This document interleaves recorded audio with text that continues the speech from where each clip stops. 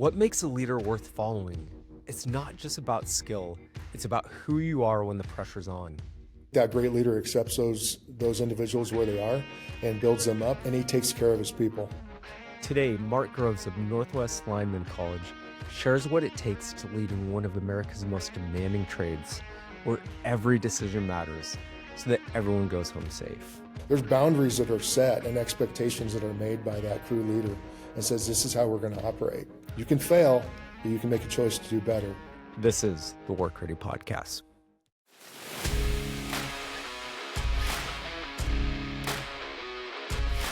If you're out there putting in long shifts, carrying heavy loads, and still trying to save energy for home, this podcast is for you. We share the same kind of field-tested tools we use with the pros, but made for workforce athletes like you. If that's the journey you're on, hit subscribe so you don't miss the next step forward. Mark, welcome to the WorkReady Podcast. It's such an honor to have you as a guest on the show. Thank you, Kevin. I tell you what, it's an honor to be here with you. Yeah, I've equally been just enjoyed learning more about the Northwest Lineman College and what you're doing to pour into the next generation of linemen. So what was your journey then to get into the trades? Yeah, I was doing ironwork, concrete and ironwork in Seattle. And I'll never forget this ever. I'm down in a hole. We're starting off the steel for the foundation. We're tying off steel, and it gets better when the steel starts scaling up, and you're still dirty, but at least you're not muddy.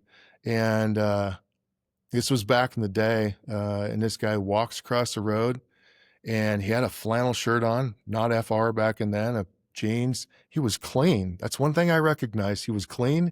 He had this nice work belt, hard hat, and he almost looked like the Marlboro Man, I guess, in a certain extent. Walked up to this big cedar pole, looked up it, and then just started climbing up. And I had to get back to work, and I was just like, who is that guy, and what is that job right there? That looks awesome. I'm filthy. I'm covered in mud, So, yeah, that really drew me in. I'm like, I want to find out more about that. And who were some of those early mentors who I think shaped your work ethic, and who are the influencers in your life that really shaped who you are today? I think that work ethic, because I was really trying to figure out, where did I get my work ethic?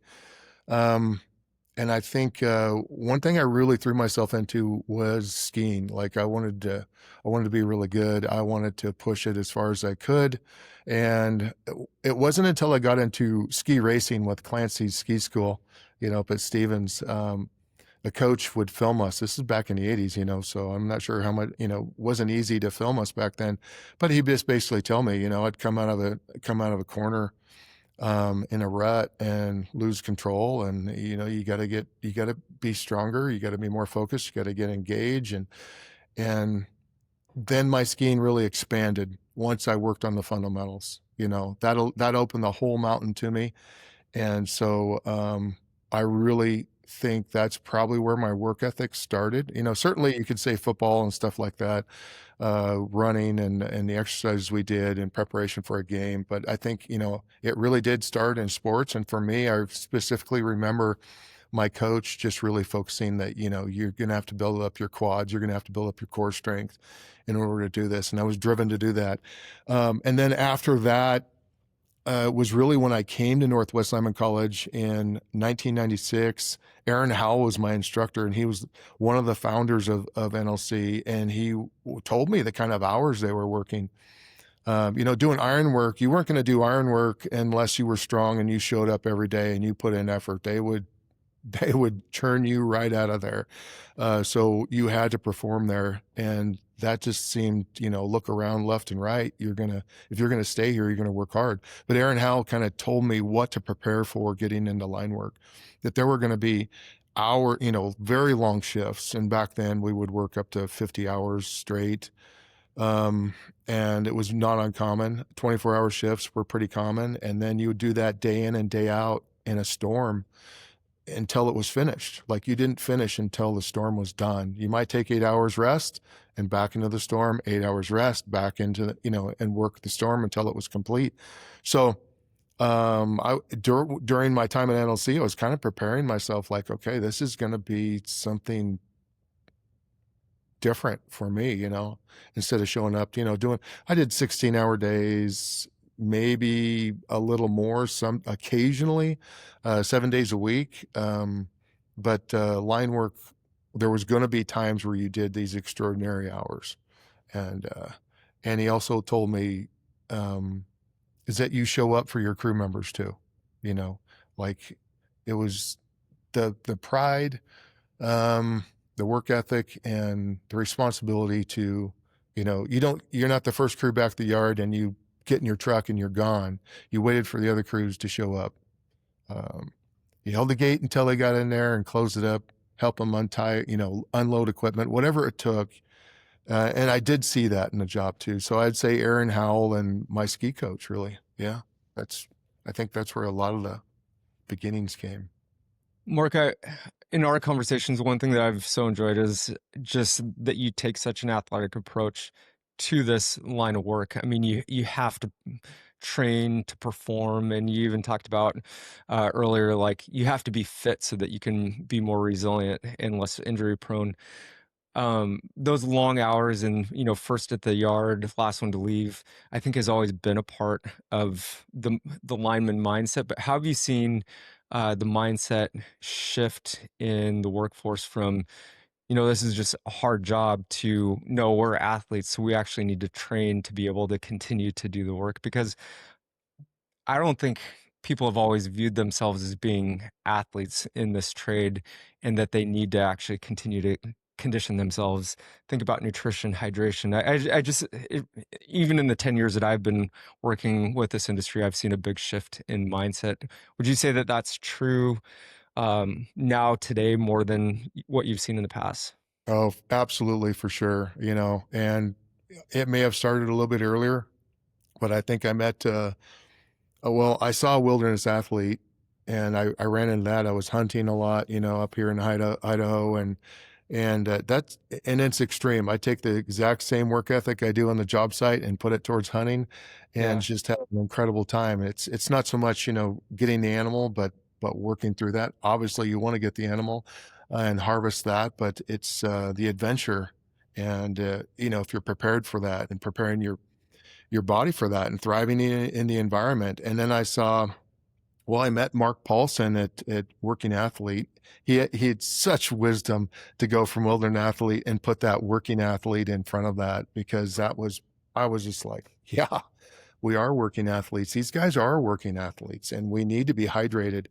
I was tired of the Squencher and the Gatorade, and I'm not trying to do an ad or anything, but literally, we're just consuming mass amounts of water throughout the day, especially in the summer. And, you just get so tired of the sugar side of it. And how do we had people who were our mixologists who could mix it just right and not too strong and not too weak, but we still need those electrolytes. And seeing Working Athlete come along, the parallel made so much sense. Is I need to feed my body correctly on the job site. And it literally like a light came on. I mean, I had, pack a huge lunchbox to go to work, but, also might have, not that I ate Twinkies, but, Twinkie like things in there that would just make me crash, get a pastry in the morning. And that stuff just didn't work as I got older, for sure. I could get away with it when I was young and burning all those carbs, but as I got older, wasn't as good. And certainly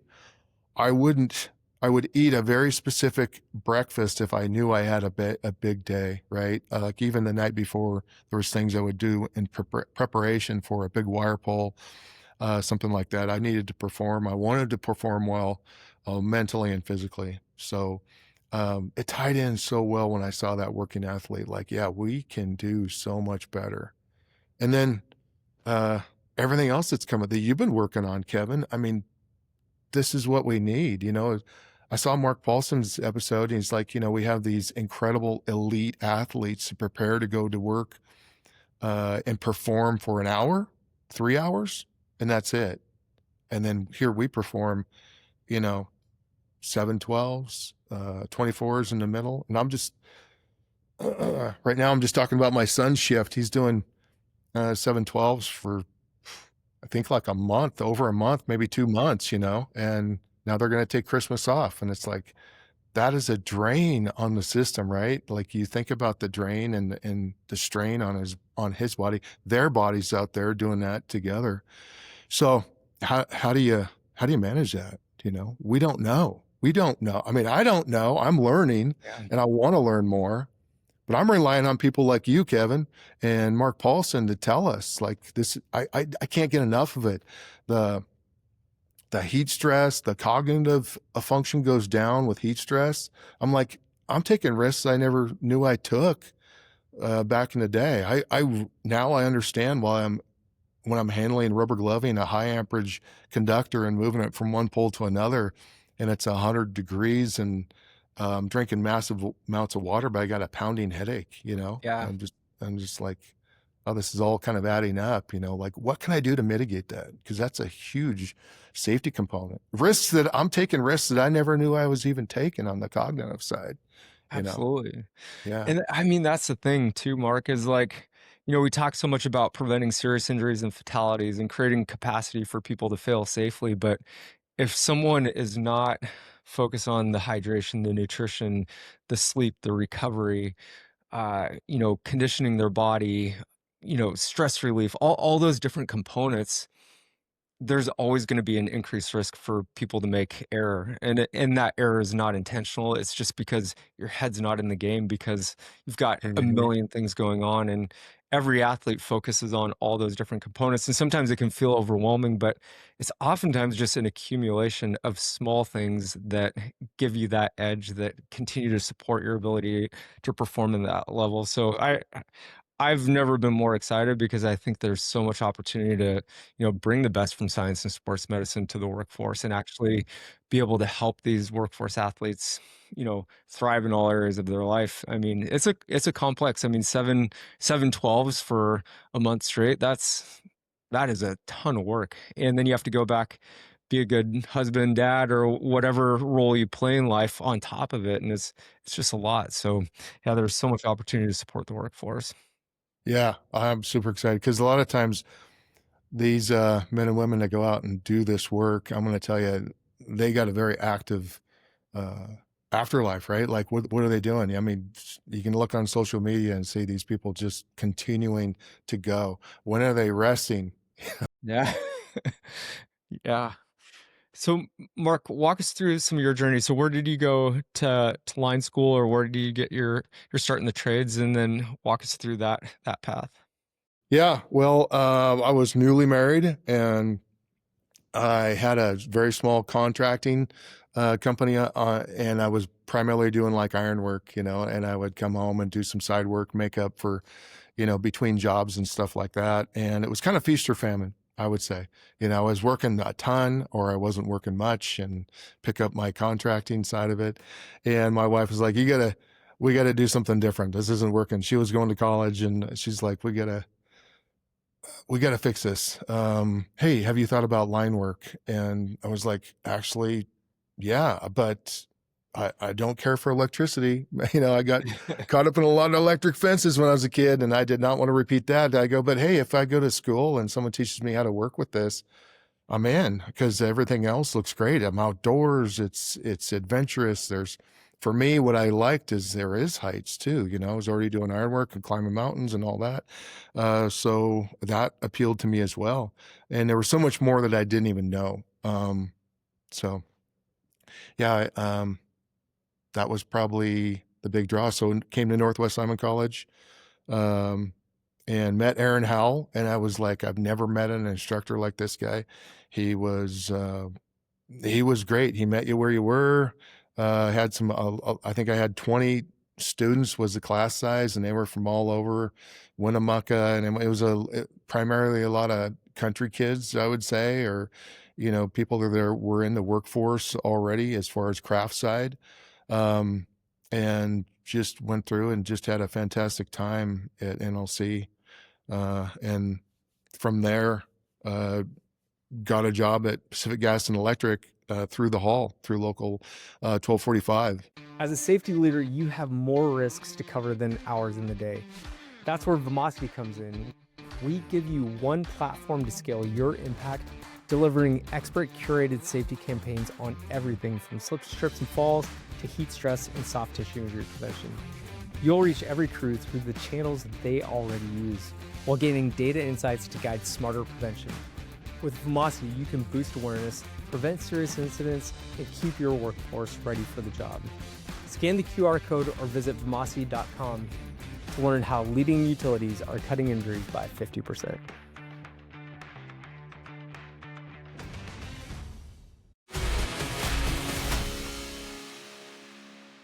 So Mark, tell us a little bit more about your career as a frontline worker. Yeah, you bet. So, like I said, 96, started at 1245, got out with PG&E, GC line crews. So it was an incredible season in GC, general construction at PG&E on the line side. They call us like the Marines. We moved around in force and we did incredible work. And man, I still have some of my best friends work at PG&E, and a few have retired. But it was an incredible experience. We did some phenomenal work, from storms in Tahoe to windstorms on the coast, to working in some rough places, Oakland, Richmond, some very difficult, challenging places. But I tell you, it was great. The people in those neighborhoods were generally very kind.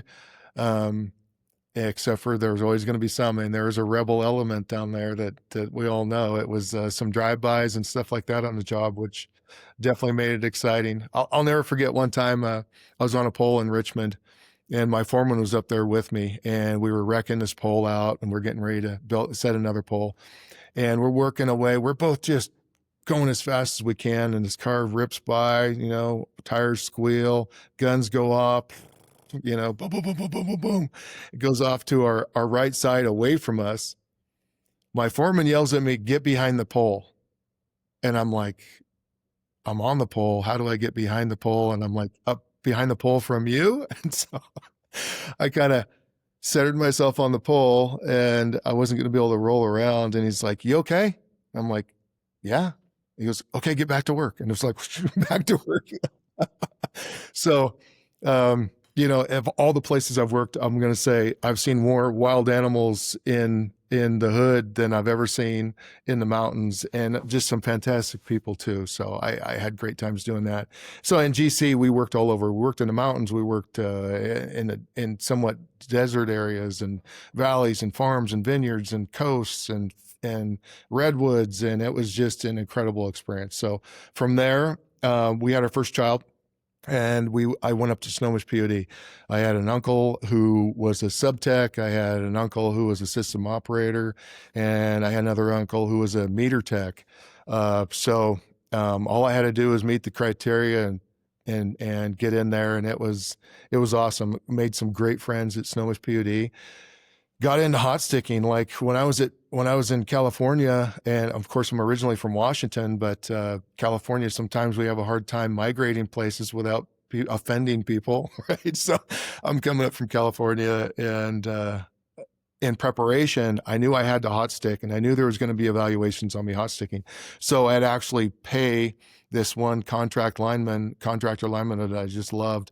I'd pay him in beer, and he would teach me how to do a 6-pack tie and do, just doing a lot of hot sticking. We did some in California, but not as much as we do up in the Northwest. So came up to the Northwest, and they saw that I had some skill, but not at the expert level that they were.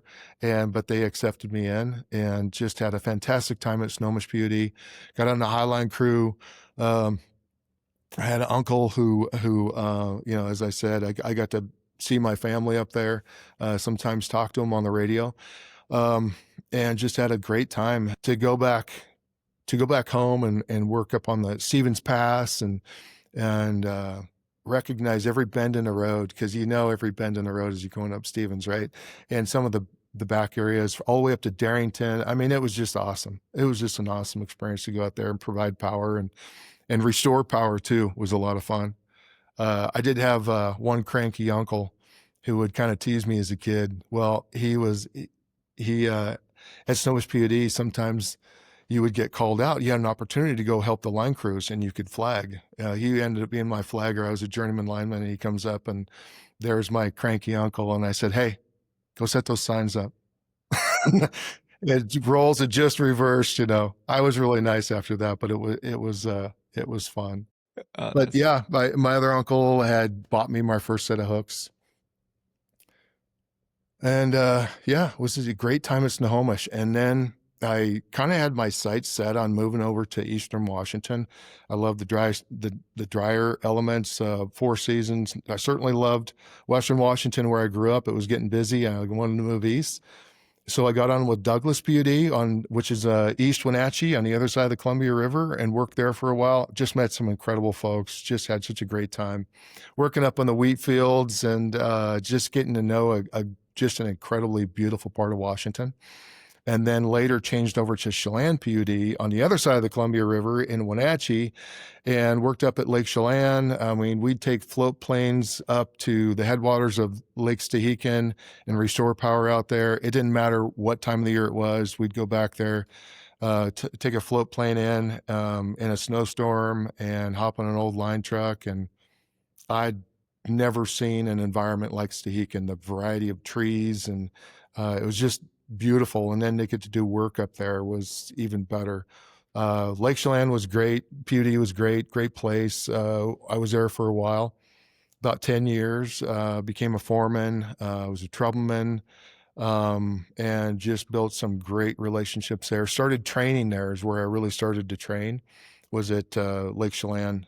We started picking up our apprenticeship program again, and kind of got to help kick that off, and just wanted to pull in the experts from the field. So I'd have a sign-up list, for all the top foremen who were great at wire pulls, who were great at backhoes, who were great at line trucks, and bring them in as exclusive trainers, for whatever they wanted to sign up for, to just get the very best training for these guys. And training was hard. I wasn't easy on them whatsoever. We worked at Rock Island Dam, and we had an old generation site down there with a bunch of diesels that got ripped out. And we had an incredible training yard. So we would train from about 6 o'clock till 10 at night sometimes, and on the Columbia River, just off the Columbia River, and it was cold and windy. And yeah, kind of put the guys through it. And I said, when you go to Camp Rylea, it'll be easy because it'll be drizzly and 65 degrees. You're going to do this at night and you're going to get good, So I kind of busted them on that one, but I think they all appreciate it. Thanks so much for sharing that. Man, incredible stories. And quick shout out to my friends at Snowpud. That's who provides us with power here. And man, we've had so many storms over the last like 2 weeks. It's been unbelievable. And I mean, you think about the trees that come down in Western Washington. It's a tough work for sure. And then you're talking about Stehekin. Stehekin honestly is one of my favorite places on the planet. Yeah, our family has done that hike in over the North Cascades from the west side. It's about a 20-mile hike in, but what a special place, isn't it? Oh man, and great people too. And there's a bakery there, right? Don't forget about that bakery. You got to swing by that bakery. Yeah. That's great. Well, hey, thank you for sharing that. So tell us then, it sounds like you've been passionate about like the education and the training, and that was a part of, towards the end of your frontline work. But what brought you to NLC? Okay, so it was just Aaron Howell and I, who was my instructor back in '96. We stayed in contact. Every year we would talk and kind of check in, and he was, just one of those rare people that you meet in life that, surround yourself with great people, right? Like skiing. If you want to get better, you got to ski with people who are better than you. And I was just, he was just an advocate for me, and I started to invent products. I always wanted to invent products for the industry, and in line work, man, you're problem solving every day. And I don't know a crew that hasn't come up with something that they've created on the job site. Now, maybe that's not a good product to sell, right? It's small, it's very specific, and it's not really going to have the opportunity to take off and sell it. But what we did every day was create products. So I started to come up with a couple products. I stayed in contact with Aaron, and finally he invited me down to his California campus. Had just opened up. I went down there twice, but I went down there and did a presentation in front of Burndy, and I brought, man, a drag bag full of tools. I think I had 20 tools in there, and really launched the next chapter of my life when it was starting to invent tools, and signed on with Burndy there for a while. I also went down to California and worked with Aaron. He asked me to come down and work on an Afghanistan project. They were going to train the Afghanis. There was a company called Symbian Power who was working in Afghanistan. And I tell you, we're not going to get guys like me and you to go out and restore power in Afghanistan. So we're going to teach the locals how to do it. And it sounded like just an incredible adventure. Yeah, there's going to be some danger, but they had some, security crews and things like that. So I went down to California and we started building towers imagine if you're going to build a tower with, donkeys, because literally, the pictures I got from Afghanistan, these guys are in thongs, sandals, and no gear whatsoever, maybe just a little belt around a tower. And they were using ropes to build their towers, so we had to go back and work with WAPA and BPA. We went back years in their archives and got historical photos of these gin poles that they would make. They would set the bottom of the structure, they would get chains and hoists, and they would rig these gin poles up and set piece by piece, and then they would move those gin poles up. And so I went down to California and did that with some WAPA guys. Those guys are nuts. I mean, nutty. I was climbing up a piece of like 3x3 angle steel, swaying in the wind, 20 feet from where it was attached to the cage. And I did ironwork prior to this. Like, I thought I was pretty cool. No, these WAPA guys were next level, putting in your old bolt steps, and it was incredible. So we built this training program. Aaron built it for Symbian Power, and it was going to be delivered over there. And they started to do that transition. And so it was really cool. And that's really what drew me into this, is like, Aaron is this crazy guy. He's doing work in Afghanistan. He's changing people's lives. Who is this guy, And then he got my path in to meet Burndy, and I'm like, this guy is like next level. So he basically invited me to Northwest Summit. He's, Mark, come out here and work with me. I'm like, buddy, I love the trade. Like, I love doing what I'm doing. He goes, but you're training too. And I was training apprentices and just loved it, because I wanted these guys to be better than me, right? Don't make the mistakes I did. Here's our opportunity to build these guys up. And I think Chelan PUD always did a really good job on their apprenticeship, and the rest of the PUDs around there, and Snohomish specifically. Those guys rock at their apprenticeship. So finally he made this pitch to me. Let's come on out here. Let's make some tools for the trade. Let's make some tools for training, but let's figure out the industry. So in 2010, I got on with Aaron, and he was, why I took that job.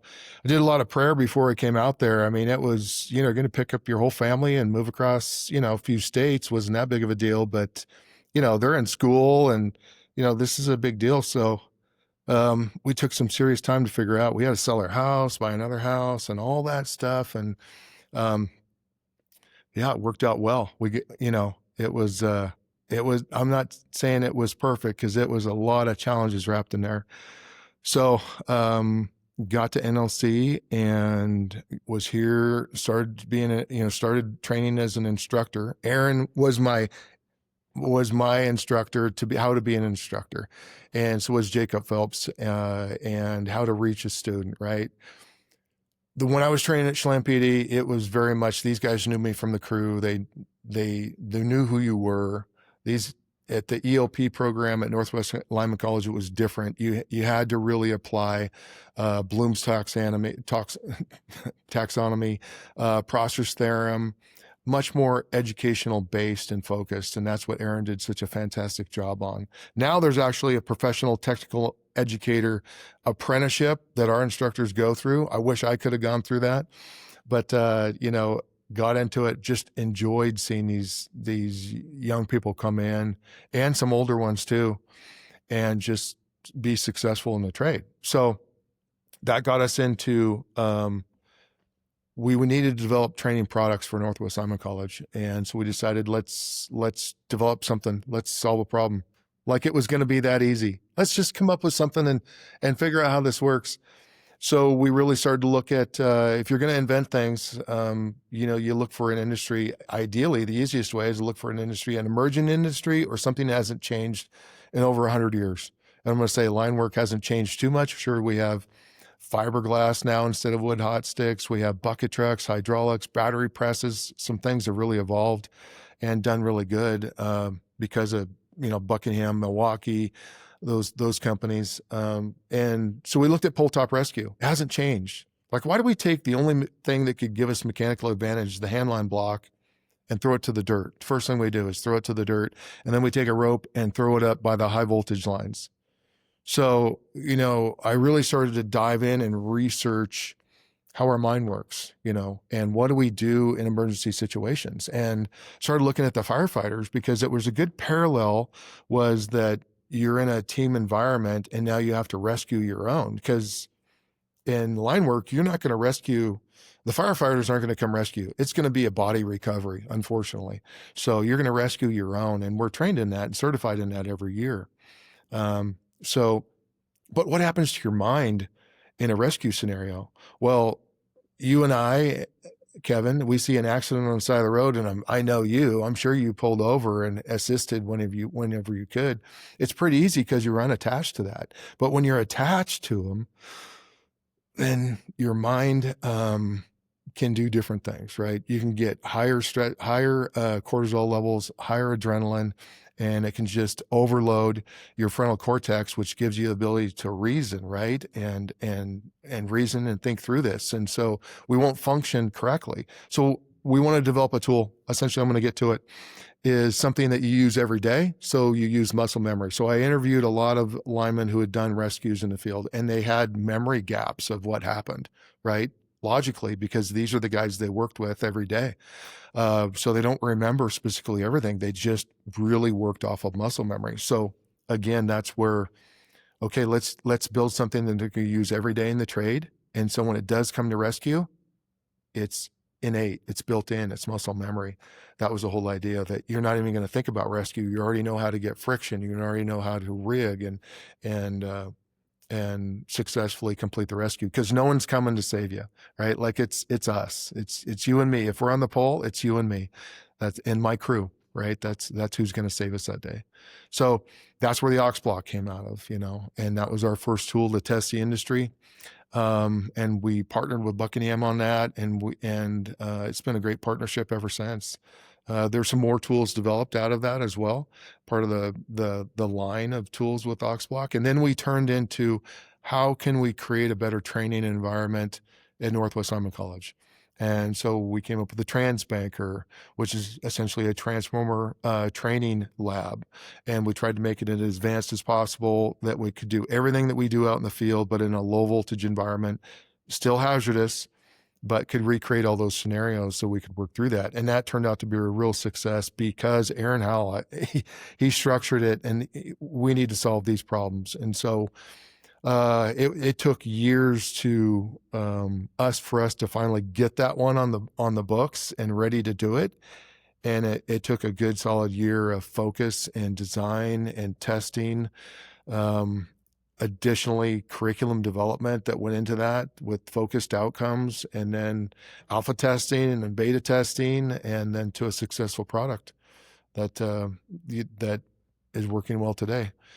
And then we applied that towards it. When we were partnered with Quanta, we started working on other things, grounding, EPZ grounding, into the gas business as well, infrastructure, things like that, to support those guys.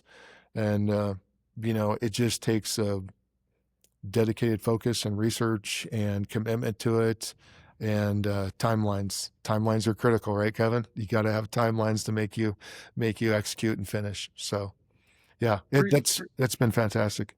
Yeah, pretty incredible, Mark, because like bringing a product to market, I mean, it takes so much work, but I mean, each one of those products that you just mentioned have probably saved hundreds of lives when you think about it, just in terms of like the efficiency of a rescue, keeping people safe up top, teaching people how to, you know, operate in high risk environments and have that training. So pretty remarkable.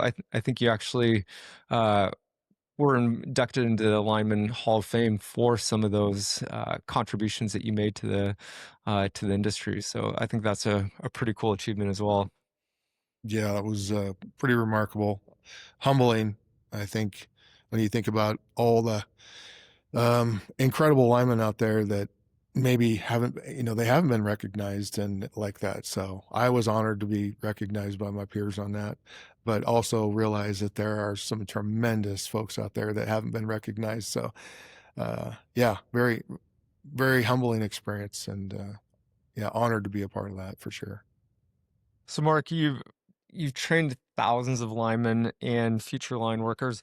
What separates someone who thrives from someone who struggles? Like, what are those key characteristics that you've seen in those top performers? Well, at the end of the day, when I say desire, and I'll get back to that in a second, but certainly coming in prepared. All right. If you're going to learn anything and it has to do with being physically fit, I would say mentally fit and prepared. Like if you come to NLC and you go to an apprenticeship, both of those, you need to remove all encumbrances. You need to be dedicated for a time to be able to accomplish any of those. Certainly apprenticeship is longer, 3 to 4 years. But when you come to NLC, you need to be ready to perform and learn, and that's mentally and physically. And then also you have the desire to get through it, because there's going to be some pain involved. And I tell you what, I've seen some pretty elite people come into this program and go through it successfully. I've seen a lot of military folks come in, had a few special forces guys come in here, and the physical side, not a problem. The mental side can get a little complex if they struggle with heights. Most of the special forces guys, they don't have that problem. And I get the guys and gals who come in, and heights is a funny thing. I've really done a lot of research on that. And for some reason, at some point in someone's lifetime, they develop that fear and it's not addressed, or they never had to address it again. And then they make assumptions because they've been at heights, but not quite like this. And they think it's going to be okay. And then at that point, when they get here, they got to make a choice. And so thank you to Andrew Huberman. It's really got me on that, and just all the other brainstorming between the instructors and staff at NLC is how can we make this better, right? So it starts off with anxiety, and how do you relieve anxiety? Oftentimes, as a stressor just to your body, you got to use breathing techniques, right? First of all, you need to realize you're in a state of heightened stress, right? Acknowledge that. And there's a whole big process. I mean, we could go really dive into this if you want to, or Yeah, let's do it. okay. So when you get in that heightened sense of stress, it really becomes a bottleneck, and you might even have impaired vision, right? Like tunnel vision even starts to happen. Your muscles starts to freeze up. Panic increases. That voice in your head tells you you're going to fall, you're going to die, you're going to fall, you're going to die. So we start off at the very beginning, and we have some incredible instructors here that work you through that.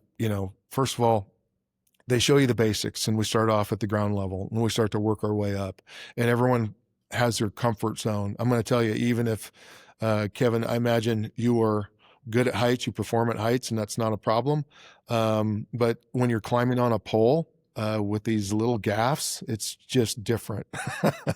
And you're going to find a point where you're like, okay, I'm going to stop right here. You're starting to feel that constriction. At that point, you need to get very, very familiar. And that's the muscle memory technique, where you're understanding and trusting your equipment, and you have to trust your equipment. You can think back to skiing. Are my bindings set? Can I take this corner at this fast? Can I go off this cliff, this chute, whatever it is? Same thing. You have to trust your equipment, and you have to know that. And so we practice that, just lengthening our belt out, adjusting it correctly, always going with manufacturer specifications. So you build that into that. And then you get to the point where you have to grow your capacity, right? You have to go higher. And everyone's a little bit different with that. I tell you, we've had a few people that just go right to the top, and you're, whoa, whoa, whoa, whoa, come on back down. You're too high. We're all going to do this as a team here. They just don't have that block, and they're already confident, and they probably had got some extreme characteristics already built into them, and they're ready to go. But many of them have to fight for that. I mean, there's going to be some that have to fight for it. And we found out that, and I'm just going to tell you one example. It's not the perfect one. I want more science behind this, where we can find out psychologically how to get people through this. But I had this incredible young man come, and he was struggling on the higher poles at 55-foot poles. And he went home on a break, and he was out hunting with his friends, and they shot a bird, a quail or something that got stuck up. They're on their friend's farm, got stuck up on this phone service, and so he grabbed his gear, which I hope he did everything right, but we're just going to assume that he did. He tested the pole and did everything correctly, but he climbed up the pole, and it was dark. And he came back down, and he had a paradigm shift, whole new perspective. He climbed in the dark, couldn't see the ground. He realized he performed well up there, and his confidence flipped at that point. Mm. Oh no, I can perform at heights. I climbed in the dark, I can't see the ground. And that was a big transition. So we started to do a night climb. We started night climbing, and we started focusing. We will separate groups, and we'll have instructors dedicated to the high performers and the ones middle performers, and even the low performers, let's say, we're struggling, and focus with those guys. Let's talk about breathing techniques. When you get to that point where you start to get bottlenecked and you're feeling your muscles constrict, what do? Stop right there. Breathing techniques. Now do something. Tighten hardware, loosen hardware, tie some knots. It doesn't matter, but you have to do something that you're supposed to be doing on the pole at that point. We started to see some breakthrough through that, but it so much is the guide who is next to you, who is guiding you through that experience, the instructor who is there coaching you through, the feelings you're having. You might be feeling like this. You might be feeling like this. Okay. If you're feeling like this, try this. And it probably relates to many sports that you know of. You need a good guide there to walk you through it, because it's just unknown. It's like walking into a dark room with a flashlight. You can't see the corners. So you need to illuminate that, and try some things out. So yeah, that's some of the stuff we've been doing, to focus on getting through the heights side of it. But I've seen people struggle with it, and then they come in with this new purpose. I have to finish this for this reason. And they do. It doesn't mean there's a lot of suffering in that, working through, the panic and the fear, but no, dang it, I got to get there. So I got to do what it takes. And they make that transition. It's incredible. That part's I incredible. appreciate you sharing that and Andrew Huberman is a physiologist. He has, I think, one of the best podcasts out there just in terms of human performance and the science behind it. And part of what I love about breathing technique, because it doesn't matter if you're talking about world-class athletes or Navy SEALs, they all learn a technique called box breathing, because physiologically, we can't control our digestion. We can't control a lot of physiological process in our body, but breathing is one of the few things that we can control. And so it's all based on our ability to control our diaphragm. And when we can slow down our breathing, when we can, slow down our heart rate, even by controlling our breathing, it does change that physiological response and decrease stress. And so, in a situation like being on a pole when you feel like everything's out of control, if you can control your breathing, all of a sudden in your brain, it switches over and it's like, okay, I do have control in this situation. I can slow things down, and it helps you get through those tough times. So I'm a huge advocate for things like diaphragmatic breathing and box breathing as a tool to be able to optimize performance. And it just continues to be reinforced by the literature. So that's pretty awesome. Yeah, the induced vision and proximity, the things you can do with your eyes, right? Side to Oh, side yeah. movement to eliminate threats, all these things that Andrew has really exposed. And I know they've been out there, and maybe he's just done really good on his podcast, but really drew me in. Like, using your eyes, right? They're connected to the nervous system, and they can help you relax as well, right? Yep. One Yeah. of the other guests on the WorkReady podcast is Eric Capitulic. He was a former Special Forces Marine, and he talks a lot about standards, and that an organization rises or falls to the standards that it Mm. establishes and it maintains. What are some of the standards that you see are so important for the students going through NLC, and what are the standards that you hold them to so that you're continuing to elevate the graduates that you put out? Wow, that's a good question. Um, the standards that well, I would say that we have pillars of behavior, right? And these are the things that we want them to know. Uh, Work ethic, all right? What is work ethic? It's somebody who goes to work, a self-starter, right? Find a role. If, find something to do, ask for something and complete it. And when you're finished, go find more work, right? If you don't know what to do, go ask and find out what you should do, right? You need to provide value. Got to provide value. So that work ethic should start at the beginning of the day and take it right to the end of the day. And that comes to closing the gate when the last crew rolls in. You know, that's what work ethic is. Um, and there's some overlap there too with professionalism, but it's going to be professionalism as well. 99% of the time we are working on private property or public property, right? So we are not at headquarters. We're not at our show up. We're not at our job site. So we need to have a professional attitude. Um, and look professionally too. It doesn't mean that you can look professional and have creosote on your pants and your shirt and Luminox, which is that we use for connections on the wires all over your body. But you can be professional and dress professionally and look good. I mean, just like skiing. I'm just going to go back to that relation.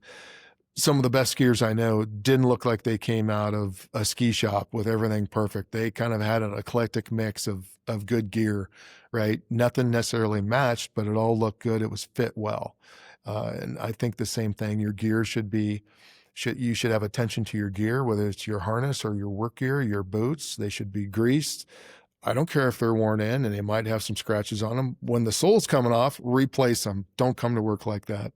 And have enough equipment that you're going to be dressed for success to perform throughout the whole day, no matter what the weather conditions or conditions at night. So that means you need to have the right attire, and FR gear is expensive, but I tell you what, it will save your life. It will not catch. I mean, it can catch on fire. It's fire retardant, but it would take a lot versus polyester or something like that. So we got to wear the right equipment to work and be prepared for that.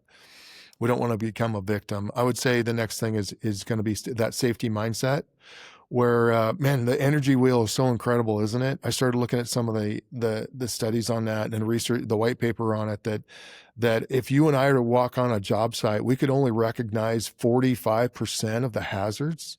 That's just such a gap, unacceptable gap, isn't it?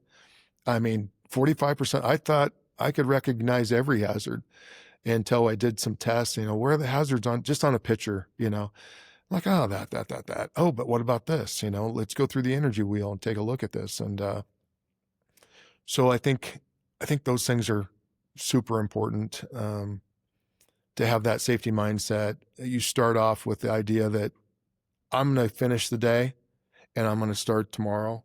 And I'm going to keep on going. I need to start the day. And that means I'm listening to the job briefing. I'm paying attention. I'm knowing my role inside that job briefing, and every day things will change. So at that point, Does a job briefing change, or does your communication and my communication change right there? Communication is so important. And I'm going to say I've worked on some top tier crews where the guys, we simply nodded, looked, and made gestures where that was our communication because we were such a fine crew. You know what I mean? We knew what each other was thinking. He would move to this point over here and address this portion, and I would drop down. I would move the bucket over here. I mean, it set the line truck over there. This person's over here.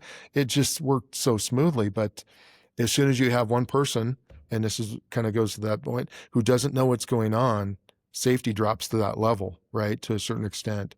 They go work on a guy wire, but are they releasing it at the right time? So that echo command, that communication of what I'm doing and why I'm doing it. And if Kevin, if you yell down to me, hey, Mark, go ahead and loosen that guy, I'm going to yell back to you, hey, I'm going to loosen that guy, Kevin. You tell me when. Okay, I'm at the guy. Tell me when. You ready to come off? Those are the simple communications that can seem at times like over the top, but they're not. They're not. They're so important to having a safe day and the communication that you know what's happening. I know what's happening. I know what you're doing.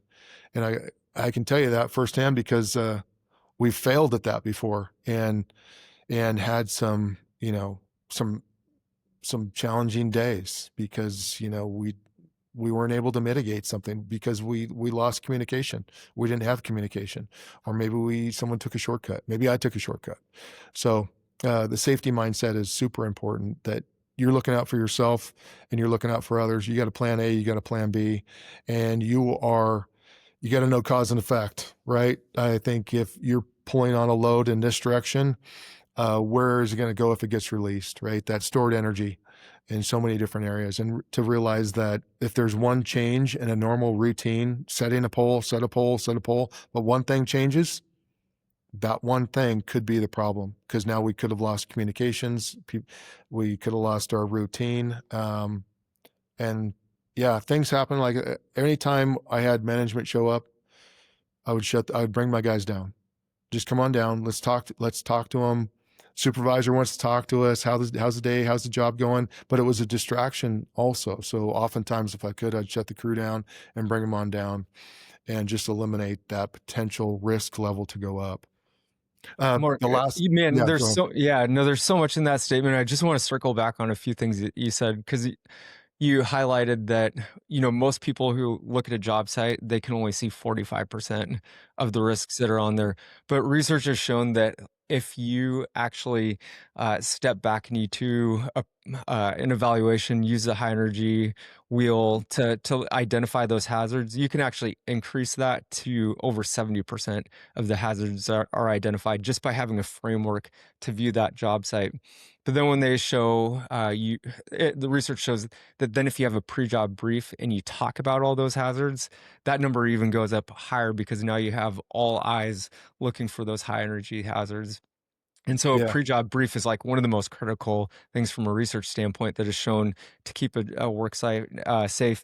But then the three-way communication that you were just talking about, not just someone command and control, but it's that communication going back and forth is absolutely critical. And then going back earlier to our conversation, thinking about all the things that enhance the human aspect of that, like, being able to make sure, are we hydrated? Or do we have the right nutrition? Is our head in the game?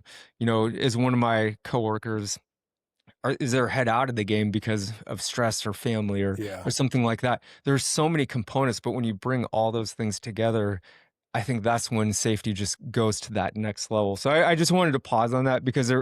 there's so No, I much of love what it. you just talked about that are all these things that are researched. And I think if we can, again, we rise or fall to the standards we set. And so if your standard is, we look at a job site, we look at it through the high energy perspective, we do a pre-job brief, we communicate, we make sure that as humans, we're ready to perform at our highest level. If we can just continue to raise those standards, I think the industry is going to continue to just elevate from a safety perspective. Absolutely. The human performance side is what I'm really excited to see. Is we got the energy wheel, now take it to the human performance side. Right. I Yeah. mean, you talked about family. One of the things I learned early on, and just with good foremen, is addressing the family side, because I tell you what, when you have a great job that you're going to go do that day, it is such an escape. I mean, you are wholly focused on that. Like, and the same thing goes for skiing, right? When you are in the moment skiing, you think about nothing. It takes everything you have to perform well in that environment. And I think the same thing applies to line work. You are so fully engaged in it, you forget about everything else, unless you can't, unless you can't. And if you're not there, um, man, that's a huge risk. And so I've saw that addressed in tailboards before. Hey, is everyone here today? You know, um, someone's going through some trouble at home, and man, heard some crazy stories, right? I mean, life's crazy. I got this to address. Okay, you know what? I'm going to call another guy in. I need you. At what time do you have to go address this? And we would call another guy into the crew to relieve this guy at 11 o'clock because he had to go do this, what turned into a family emergency. And just imagine the stories, right?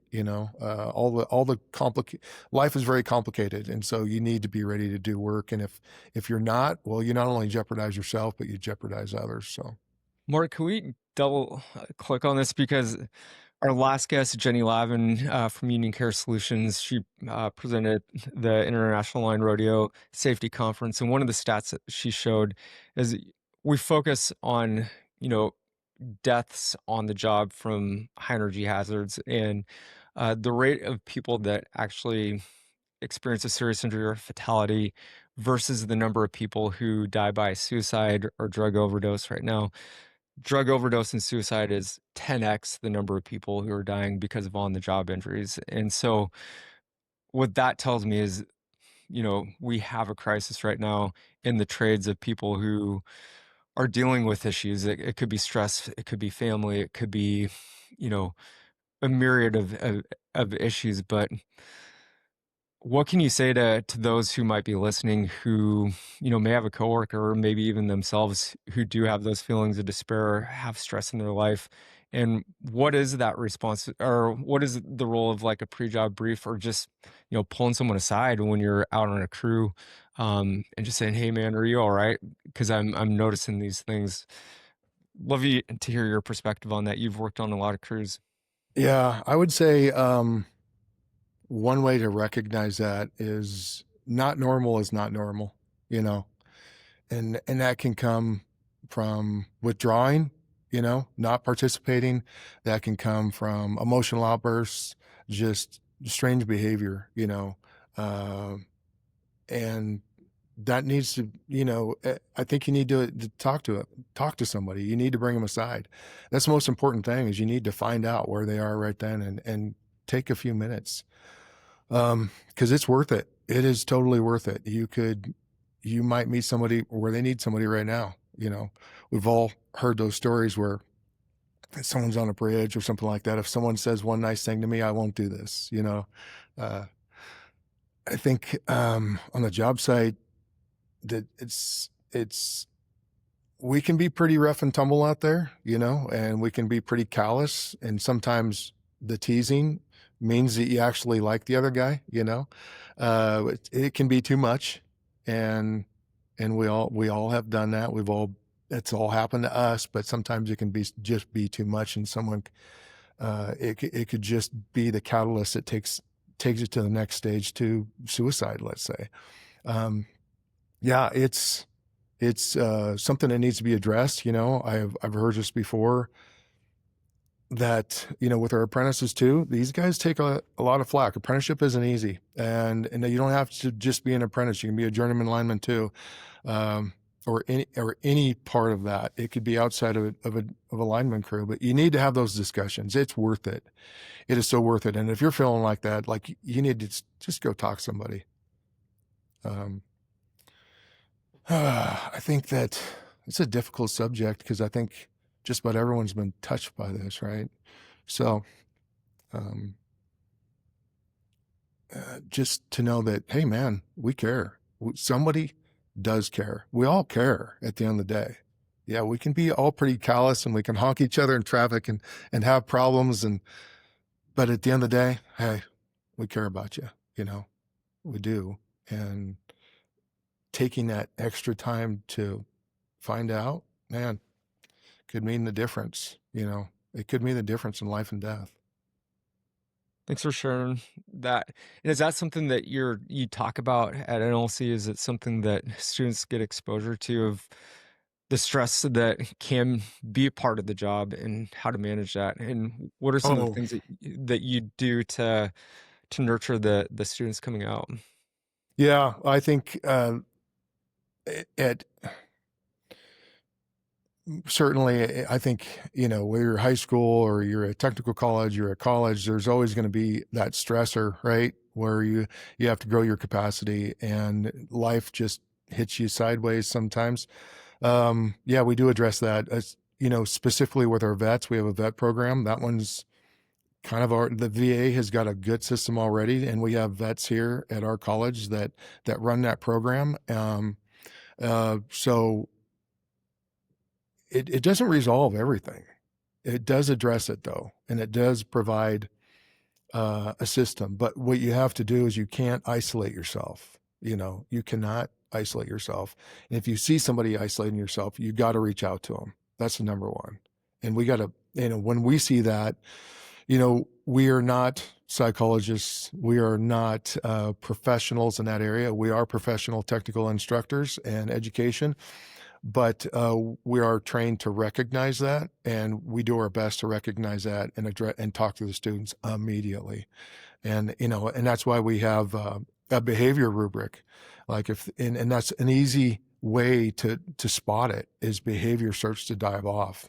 You know, there's some or attendance starts to drive off. So we draw those meetings, we pull them in, and we have to have discussions right there. And at that point, there's options, right?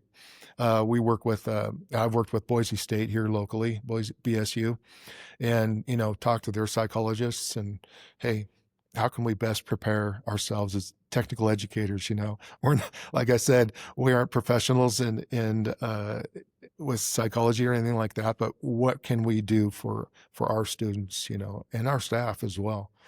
So that's one of the ways is we measure behavior, we measure attendance, and as soon as we see something starting to go away, we flag it and we bring them in immediately and start the process. But we also have that VA program, which has just been awesome. Yeah. That's so cool. On the flip side, what are the behaviors that you've seen of top performing crews? Like when you think about the crews that you've been on that have been above, not just above average, but have been like high performers. What are the characteristics of crews that really they click? They have that it factor. Well, every one of those has a great leader. That starts with that. Um, and I think that great leader accepts those individuals where they are and builds them up. Sometimes they come to that crew already built and they are high performers and the day just flies by, right? Like it goes. But you can even have, I'm going to say, maybe they're not as skilled, they haven't been in the trade as long, but you can have guys who are pretty new get onto a crew like that and perform highly. And that's just really the dynamic that's set, right? Like it's encouraging. You can make mistakes, but you got to ask questions. There's boundaries that are set and expectations that are made by that crew leader and says, this is how we're going to operate, right? And he takes care of his people. He takes care of them, and he's an encourager, and he gives them the right encouragement because sometimes, as we mentioned earlier, Kevin, a little teasing is what they want, right? And it's in a positive way. It's with a smile. It's not to beat somebody down. It's like, yeah, you can fail, but you can make a choice to do better. And when you do better, yeah, that's what I want. And they're going to receive encouragement in that area. And I think the whole crew, when it's a synergy, it happens. And it's just great times. It's a great season. I call them seasons, you know, Sure. a great crew doesn't last forever. But when you do get on them, it's a great season. So embrace every season. That's what I say. You talked Well, about Mark Paulson, Coach P. You and him worked on a statement: a man or woman who keeps his body ready, his mind clear, and his spirit strong doesn't just protect himself, he keeps everyone alive. A man or woman of weak character is not dependable. Their poor habits lead to rot. Often anger takes over, judgment slips, and the whole crew feels it, and somebody will pay for it. Can you share a little bit more about how the two of you came to that Um, just that Yeah. paradigm. Well, I tell you what, having the honor to talk with Mark is just, it's so refining. You know what I mean? He's great, and we both have different experiences, but what we really wanted to do was get to the core and of what it means good characteristics are. And they're not easy. And it doesn't mean you're going to meet it every day, but you have the opportunity to try again tomorrow, and poor characteristics do lead to rot. They do. Um, and I really kind of thought about somebody I worked with at GC, PG&E GC line. Um, this guy was a standout. He was what we called a heavy foreman. So he had almost two crews built onto his crew. The study and preparation he would do prior to a big wire pull, I would always find him in the job shack preparing. He was on the phone communicating. He always made time for us. Um, he was an exuberant leader who um, would teach and guide too. Um, he would meet you where you were, and he would grow you, because the opposite side of that, like I could say, I've had poor characteristics before in the past, right? But I've been able to change those now. Hopefully I won't in the future, but I know I'm going to come short sometimes, right? But I got a choice to make another decision tomorrow and rise to that. And that's the honorable thing. That's what's good for everyone. And those bad decisions, you think that those just affect you, but it affects everyone. It changes the dynamic. It can challenge safety even in that point. So yeah, the guy that I'm talking about, he had a standard, and if you didn't uphold to that standard, whether it was safety or work ethic, he was going to pull you aside and address it privately, and coach you on that. And that either led to, in some instances, it was a crew rotation for some people. They weren't ready to be on that crew, but he had a very high performing crew, and he had set expectations and um, that weren't going to diminish the job, and they certainly weren't going to diminish others. It was that he had these characteristics, that he was in great shape. He was sharp. He was prepared. He spent extra time, and spiritually, I mean, he guided me on that. So, yeah. Yeah, along those lines, how have faith, family, and identity shaped your career and just the decisions you've made over the course of your life? Oh, I think incredibly, for sure. It started off,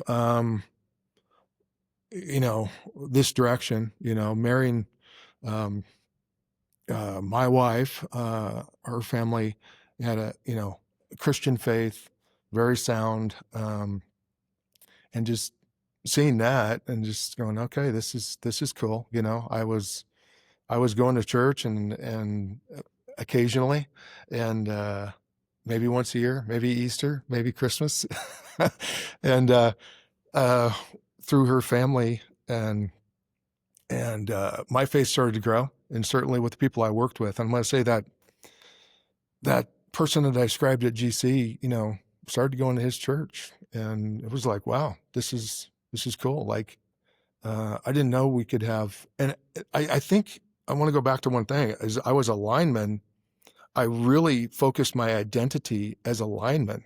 Like, I thought that was it. You know what I mean? I'm the biggest, the baddest. Yeah, you know, that's not a very open perspective. I'm much more than that. You know, uh, so I'm a father, I'm a friend, a husband. So trying to perform well in all those categories, buddy, that is hard. You need some direction. You need some encouragement, and I think you need that unending love. That, like, yeah, I need it. I need some direction right now. So the faith part of it has grown and grown and grown, and I tell you, it's finding other people who are like-minded in the trade is just, it's empowering. And it's a great thing. I think at the end of the day, all you want to do is come to work encourage others, be honorable, um, provide, be a teacher, an educator, an encourager, um, and encourage people to grow, in life, and not try and be as narrow-minded personally. For me, not as narrow-minded as I was, and had a sole identity as a lineman, right? Which, hey man, being a lineman's cool. It's a pretty great thing. It's a great achievement, but there's a lot more to give and a lot more to do. Well spoken, Mark. What gives you hope about the future of this industry? All these young people coming up, they got some energy, they got some gusto.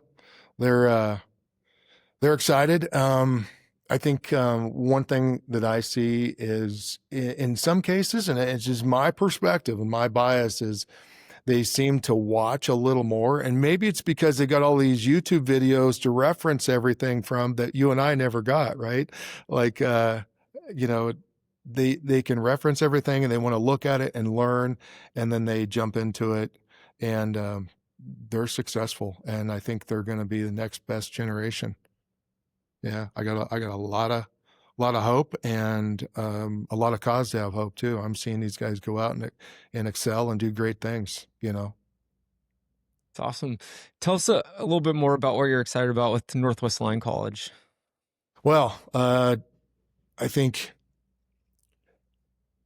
we've grown quite a bit since I've been here in my 15 years. The one thing that I'm super excited about is we're focusing on behavior, at the core of everything, of our performance. Because we've seen, you look at the collegiate coaches and they're like, he could have all the skill, but the attitude has got to be there. If the attitude, he's not what I want. I want somebody who's coachable, who has good skill, maybe not great skill, but they are coachable and they got the great attitude. So at the fundamental focus is the behavior. We want these guys to understand what good behavior is for themselves and out on the job, how we want these guys to perform and bring value every day. One thing, and the last thing I didn't get to mention was craftsmanship. If we don't have craftsmanship on the job, we're going back. And no one likes to go back on a job. Nobody. It's kind of like a slap in the face to some extent. Why do I want to go back to the job? We just finished it. I want to finish and go to the next. But if we don't have craftsmanship, we're going back there, or we're leaving a problem for somebody else if it's not built correctly. So the behavior side of it, getting people to understand, to develop their core beliefs or redevelop their core beliefs, right? And that comes from the behaviors of work ethic, professionalism, safety mindset, and craftsmanship is what we believe. And there's, the integrity at the end of the day. The most important thing is, if you get on my crew, and what I would expect from my crew is, you better be honest with me. Like, I need you to be honest. If you screwed up, own it. Like, you will go up in my book if you tell me I screwed up and you own it. If you don't, then I probably can't have you on my crew because I can't trust you. And we need to have trust on our crew. Like, I need to know if you did something, the outriggers are down, the pads are down, we're in a good base, whatever it is, the wire's cut off, that I can have trust on that crew, number one. Yeah. So integrity is great. Passion, I think, comes with it. We have a passion, integrity, and excellence. I think with integrity, the passion and excellence is definitely the craftsmanship side of it and the professionalism side of it that all ties into. People find this trade and they're like, I didn't know I was going to love this so much. I didn't know I was going to love it so much, being outdoors and the environment and the storms, which, my son's out there now doing it and I'm totally jealous of him. But it's good to be on this side of it where I get to influence people and draw them into it, encourage them, and try and provide the very best education. So that's one thing we do also, as we constantly go through our education, is we're focusing on the behavior side of it. We are pouring through the education. So when I had my shift and moved to campus president here at the Idaho campus, and then I did a stint in Texas, and then came into program delivery, program development, and innovations, it was really like, what would be the best product you could work on, Kevin? Would it be a block of aluminum, or would it be the human? I know Yeah. you, it's the Yeah. human. You know that, right? That's what you work on, the very best product. And that's where I think I am now in my career is the very best product to work on is the human. Mm. So let's do it. So awesome. Mark, any final thoughts you want to leave our guests with? I just think that if you're here, you're interested already. You you want to be work ready, that's for sure. And what does that take? Preparedness. You have an interest that's similar to Kevin and I that got us into where we are. That you want to perform better. You want to do your very best every day. You want to do your very best at home, and in the things you pursue. And but you got to have your mind, body, spirit ready for it. And I think it starts with having conversations with Kevin. Man, I've gone through your podcast. I'm still listening to all of them. You have such a depth of podcasts on there and experience and knowledge. And I would just ask you guys, hey, keep going through the podcasts. And if something doesn't interest you, we'll just pass it for now because that's okay. Find the stuff that interests you, that draws you in, that helps you take action. Number one, start taking some action, whether that's your diet, your exercise, the stretching. Kevin, you've already helped me so much just with Tiger Tail and learning how to stretch and relieving tension in my body, different than I'd done it in the past. Opened my mind and to getting in and out of a bucket truck. Like I was just like, yeah, sometimes it was painful. My shoulder would pop and it felt like it was going to dislocate because I was up in there in the bucket for hours, things like that, man, I want to know more of that. I want to know more, how am I supposed to use my body correctly so I can use it 100, I'm not going to say 100%. I don't use my body 100% anymore. I try to take it 90%, and leave a little reserve. I want to make sure it lasts. And that's probably the biggest thing is, make it last. I appreciate you saying that. One of my last questions is usually, what does it mean to be work ready, or what is your definition? And you kind of nailed it there. It's that physical, the mental, and the job specific aspects of being ready to perform that task at your highest level. And so appreciate that. Anything else that you want to add to that definition of being work ready? Yeah, I'm going to say, how we've talked about having second chances. If you make a bad choice, you can make another choice. Well, I've made some bad choices on my body physically. I've got a rebuilt elbow. I've got two brand new titanium knees. I've made some bad choices. I've been hard on my body over the years, but I have new knees. I'm taking care of my elbow. I'm sure I've got discs that I don't know if they're there. I'm not growing anymore. I tell you that. I'm shrinking. So now I still feel like I never knew I was going to be in this decent of shape at this age. So I'm pretty excited about that. Even though I put my body through it, I've had a second chance. And so, man, I just want to be in good shape and I want some longevity, so. This is people like you, Kevin. What you're doing is going to get me there. It's going to keep my body ready, hopefully keep my mind going strong, nutrition and taking care of my body and my mind. Man, buddy, thank you. Thank you. Yeah, absolutely. Thank you. Mark, how can people find you either online or learn more about Northwest Lineman College? So Northwest Lineman College, go to lineman.edu. Or just type in Northwest Lineman College and we'll pop right up. We got several campuses. We have the Idaho campus, we have California, we have Texas, we have Florida.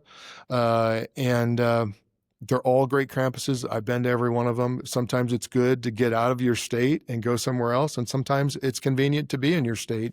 We have just an incredible program. To get a hold of me, it's M. Groves, Groves, at lineman.edu, or you can find me on LinkedIn, Mark Groves, Northwest Lineman College. There's a few of them out there. One is a famous relationship expert. That's not me. I'm the lineman guy. So, Well, Mark, thank you not just for this conversation, but for the life you've lived and the standard you've set. Your work reminds us that readiness isn't just about skill, it's about character, discipline, and purpose. And when someone keeps their body ready, their mind clear, and their spirit strong, they don't just protect themselves, they protect everyone around them. And that's leadership and legacy. And you've done such a good job of sharing that today.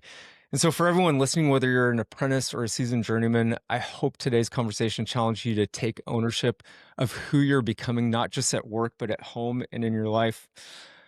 We have this firm belief here that your body can build you up instead of break you down, and when it's anchored in the right things. And so, Mark, thank you for your time, your wisdom, and your service to this industry. It's been such an honor to have this conversation with you. And if this conversation did resonate with you, please subscribe to the WorkReady Podcast on YouTube, Apple Podcasts, or Spotify, and leave a review if you're able. It helps us continue to bring meaningful conversations like this to the people who keep the world moving. And so until next time, just remember you are worth investing in. Work hard, take care of your people, and stay work ready. Thanks so much.